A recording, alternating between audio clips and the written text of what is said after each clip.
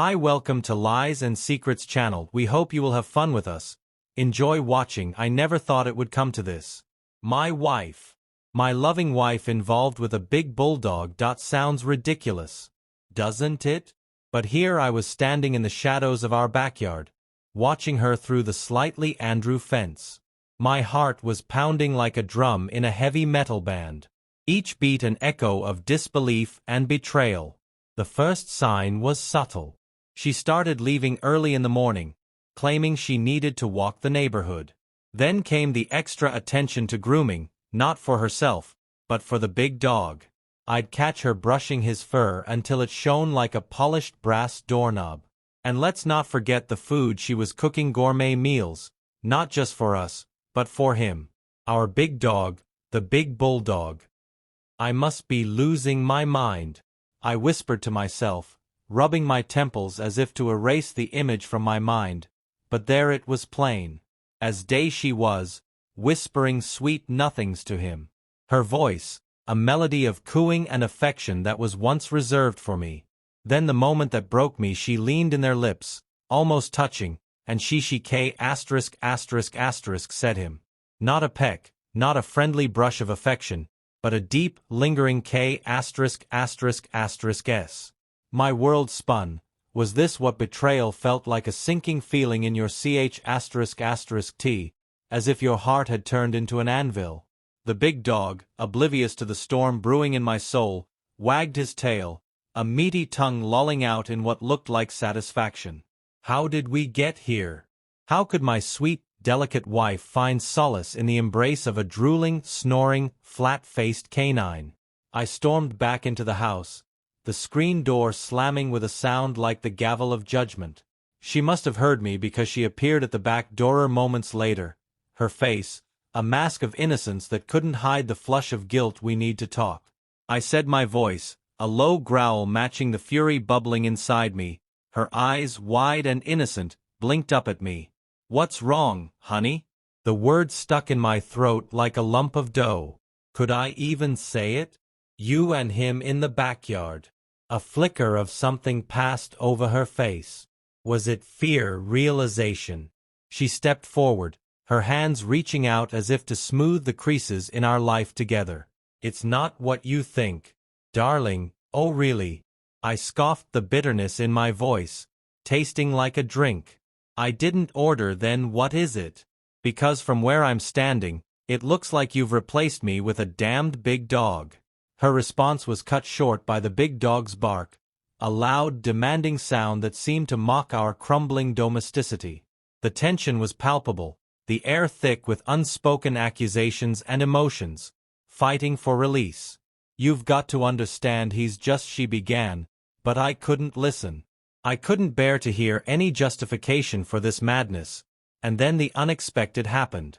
The big bulldog dog, as if sensing the gravity of the situation, waddled over his heavy body, swaying with each step, and sat right between us, looking up with those droopy, pleading eyes.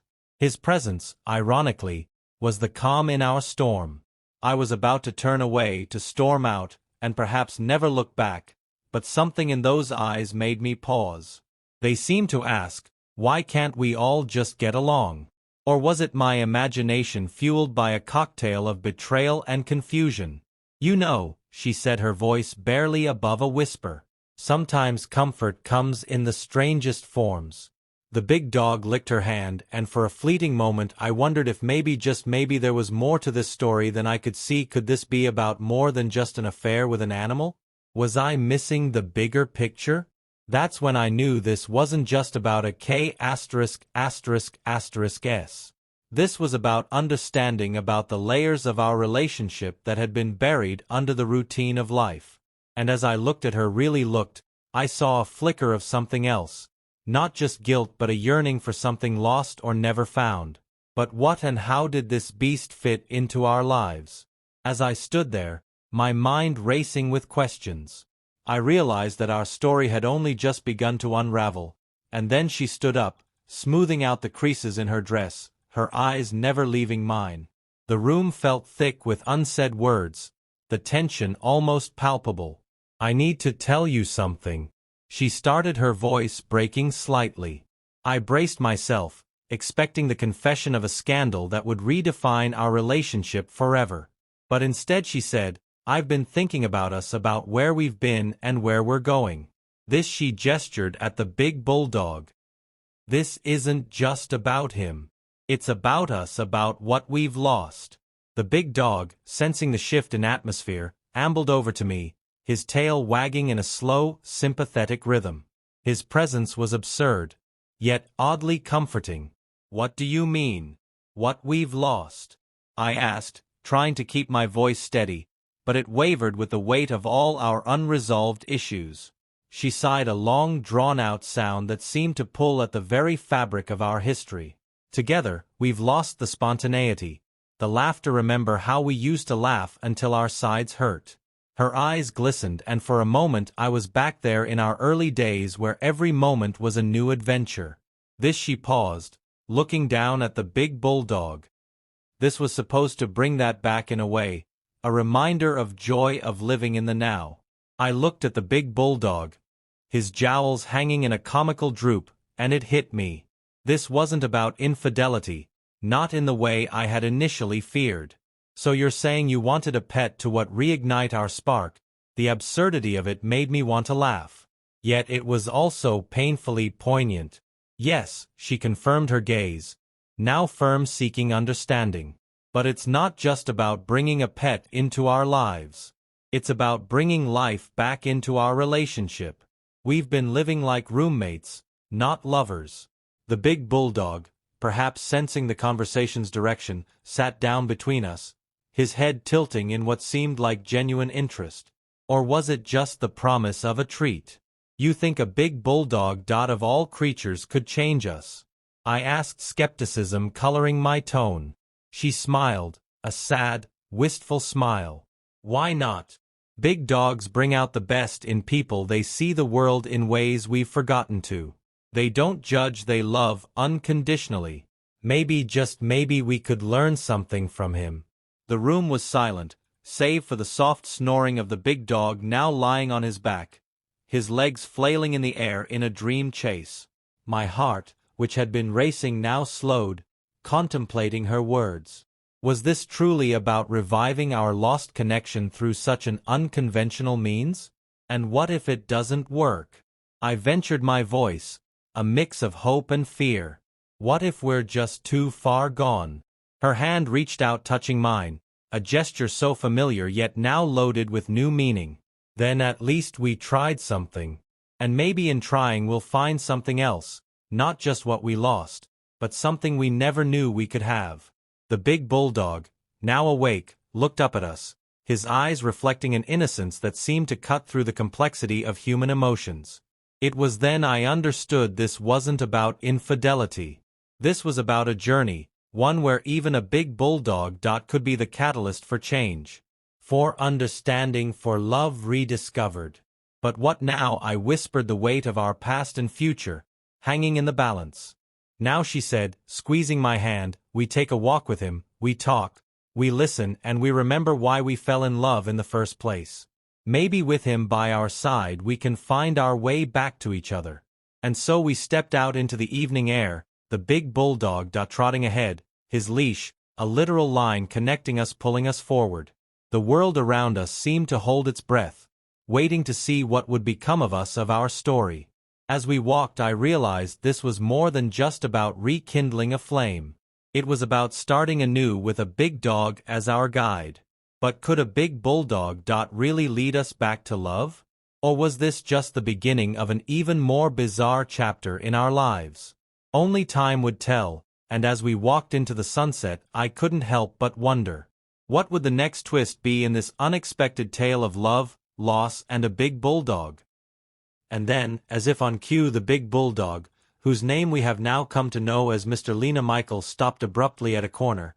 His little stubby legs were planted firmly on the pavement, his gaze fixed on something across the street. I followed his line of sight, and there, under the flickering neon light of a quaint cafe, was another big dog. Not just any big dog, but a stunning, sleek greyhound with an air of sophistication that made Mr. Michael look like a common street urchin in comparison. "Would you look at that?" I said, half joking. Even big dogs have their affairs now, Sophia chuckled. But there was a tension in her laughter, a reflection of our own tangled web of emotions. We watched as Mr. Michael, with an assertiveness I hadn't seen before, began to tug towards the greyhound. There was something almost desperate in his movement, as if he was drawn to a not just by canine instinct, but by a deeper, more profound connection. Should we let him? Sophia asked, her voice soft, laced with uncertainty. I looked at her, really looked at her for the first time in what felt like ages. Her eyes, once a place I'd found solace, now held a storm of questions and fears, and in that moment I felt an overwhelming urge to protect, to fix, to mend what had been broken between us. Let's see where this leads, I suggested, a part of me, curious, another part terrified of what we might discover as we crossed the street. Mr. Michael led the charge, his leash pulling us forward like a lifeline through tumultuous waters. The greyhound, now closer, didn't shy away. Instead, she approached Mr. Michael with a grace that seemed almost human. They sniffed each other, a dance of recognition, while Sophia and I stood there watching this unexpected rendezvous. And then, in a move that could only be described as cinematic, Mr. Michael and the greyhound began to trot together, leading us away from the cafe, through the park where the city lights gave way to the soft glow of street lamps and the distant hum of nightlife. Sophia and I followed, our hands, still linked, our steps, synchronized with the big dogs. There was a rhythm to their movement, a harmony that seemed to echo the very essence of what we had once shared. As we walked, I couldn't help but reflect on the irony of our situation. Here we were following our big dogs into the unknown, seeking answers in their simple joy, in their pure, unadulterated connection. Is this what we've become? I pondered aloud, not really expecting an answer. Followers of big dogs in search of our lost love. Sophia squeezed my hand, her voice gentle but firm. Maybe we're just following a new path, one we couldn't see before. The question hung in the air like a delicate balance, our future teetering on the edge of this bizarre adventure. The night deepened. The stars above seemed to pulse with anticipation, and as we moved further into the park, the sound of laughter from a nearby picnic broke through the silence. Mr. Michael and the greyhound, now playfully circling each other, seemed to be leading us not just through the park but into a realm of possibilities. Was this their way of showing us how to reconnect, or were they simply big dogs doing what big dogs do and we were reading too much into it? The answer remained elusive as the night grew darker, and with every step the suspense built. What would we find at the end of this path? A reconciliation or a new beginning with unexpected companions? Only the journey ahead would reveal that, and as we continued our walk, the line between human and canine connection blurred, leaving us to wonder. With every step the suspense built. What would we find at the end of this path? A reconciliation or a new beginning with unexpected companions? Only the journey ahead would reveal that, and as we continued our walk, the line between human and canine connection blurred, leaving us to wonder. The trees parted, and there it was, a clearing illuminated by a strange ethereal light. Mr. Michael and the greyhound darted forward, their tails wagging with excitement. My heart raced. Was this the moment? The big dogs halted abruptly, and we followed suit, our eyes adjusting to the surreal glow. In the center of the clearing stood a peculiar sight, a massive, ornate big doghouse. It was like something out of a fairy tale, with intricate carvings and a door that seemed to beckon us inside. The greyhound whimpered softly, and Mr. Michael looked back at us, his eyes almost saying, "This is it." I took a deep breath, my hand reaching out for my partner's. Our fingers intertwined, the warmth of their touch grounding me. Was this where our love story would take its next twist? Or was this an entirely different chapter, one that included our canine companions in ways we couldn't predict? The air was thick with the scent of pine and mystery. As we approached the big doghouse, the door creaked open, revealing a small cozy room filled with cushions, toys, and an array of big doggy treats. But at the far end there was another door, slightly Andrew, light spilling through the crack. Mr. Michael barked, his tone one of encouragement. My partner and I exchanged a glance, a silent agreement passing between us. We stepped inside, the big dogs right behind us, and as we reached for the inner door, the anticipation was palpable. What lay beyond a reunion, a revelation, or something so bizarre that only a night like this could deliver? With a mix of excitement and trepidation, we pushed the door open, the light enveloping us.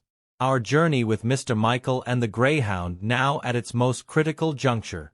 In the end, loyalty was just a leash away. Dear friends, thank you very much for watching. Leave comments, put likes, share with friends, and subscribe to the channel. We hope you will have fun with us.